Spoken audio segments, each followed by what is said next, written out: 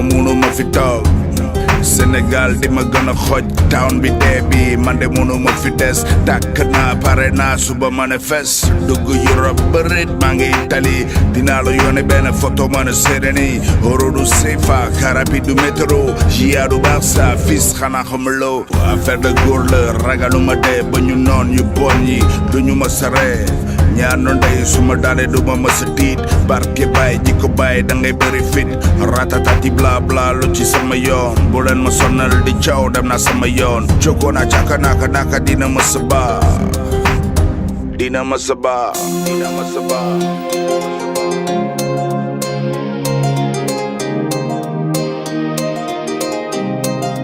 tukki wala dekki fii tukki wala dekki fii tukki wala dekki fii tukki wala dekki fii tukki wala dekki fii dinaa toog dina ma sa neex yàgga dinaa ma sa féex fii la du feneen dina palper seeni million dinañ ma boole ñii di fete seeni milliard dem ko ma sa gëm yàlla duñu ma sa fàtte dem ko ma sa gëm dem ko ma sa gëm du ma nelaw wala Afrika dem ko ma sa gëm wax ko ci kaw fii la tey la noodu suba fii la tey la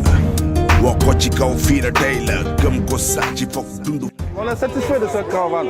parce qu'on a une jeunesse qui va accomplir et on a une jeunesse qui ont besoin d'études et on a une jeunesse qui ont besoin d'emploi aussi. J'ai venu ici, j'ai trouvé des entrepreneurs